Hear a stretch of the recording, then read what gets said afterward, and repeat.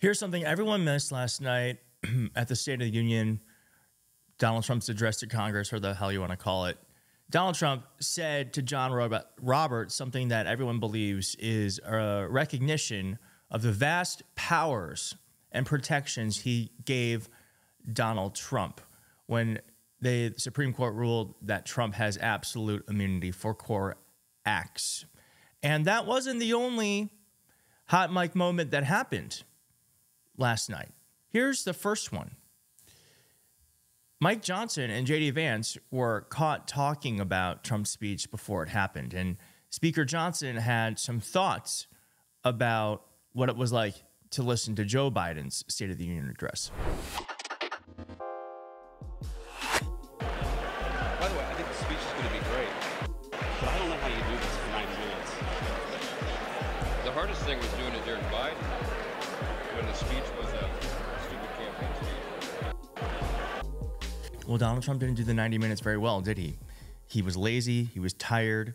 He lied for 90 minutes straight. And when Donald Trump lies to you for 90 minutes straight, it is critical that you make sure that you have a comprehensive set of news sources that give you the truth, not some false version of the truth and their biases. And that's why I've been relying on my partners at Ground News.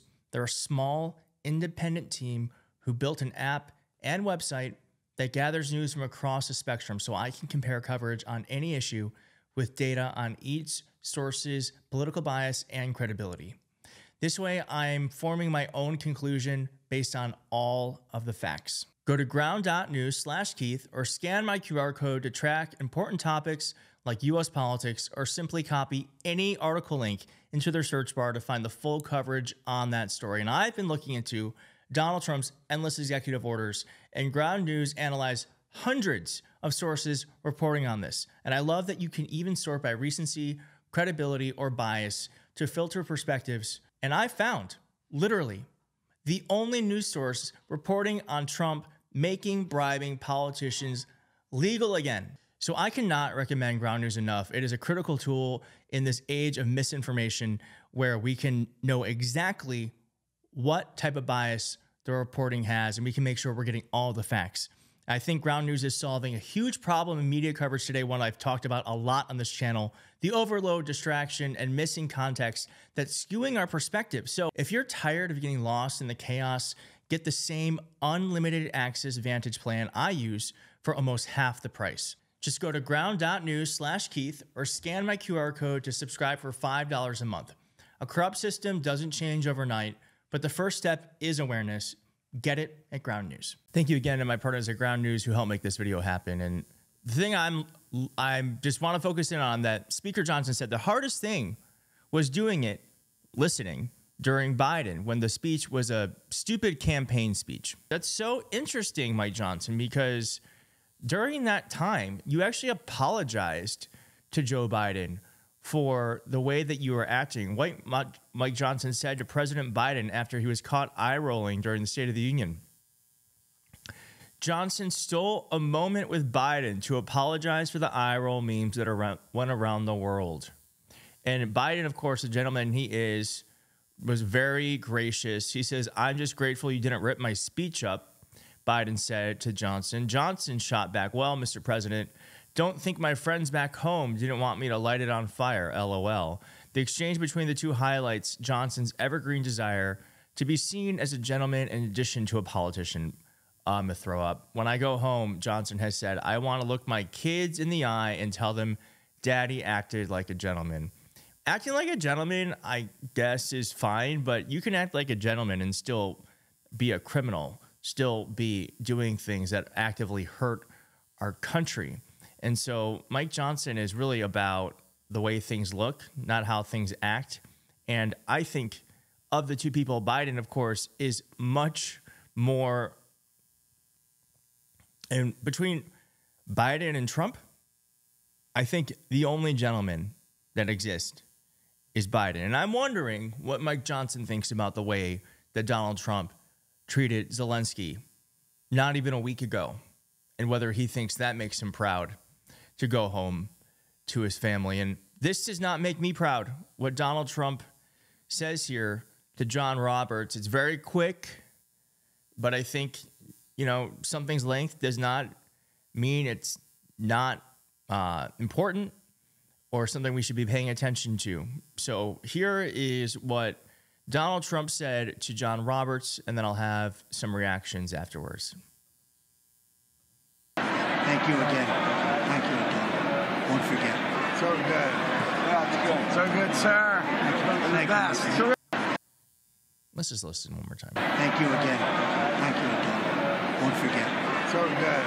Yeah, it's good. So good, sir. Thank you again. Thank you again. Won't forget. As this person noted, it's unclear what, if anything, Trump is referring to. What could Donald Trump be thanking John Roberts for? What could Donald Trump say he will never forget? Well, perhaps it's the fact that Chief Justice Roberts wrote the majority opinion in Trump v. United States, finding that presidents have broad immunity for their official acts. And I'm sure you all know about this, but I just want to just read one dissent about what it meant, because it essentially means that the president cannot face any prosecution for what are deemed official acts, and no one knows what an official act is. And so it makes this very gray area around whether or not presidents can ever be faced with justice or be handed justice when doing things that are illegal. And Justice Sonia Sotomayor said, "Make no mistake, the majority gives President Trump all he asks for or more, whether described as presumptive or absolute. Under the majority's rule, a president's use of an official act for any purpose, even the most corrupt, is immune from prosecution." Ketanji Brown Jackson echoed that same idea, saying the seeds of absolute power for presidents who until now had been constrained by law. If one man can be allowed to determine for himself what is law, every man can, she wrote, and quoting Justice Louis Brandeis, and said, it invites anarchy. And then both said, instead of I respectfully dissent, they just simply said they dissented. It was, still is, one of the most shocking Supreme Court decisions we've had probably since the Al Gore-Bush decision. Here are some reactions from folks. The corruption is being televised. If I were a criminal and I ran into the judge who gave me immunity from prosecution, I wouldn't forget either. Am I going insane? How is this real?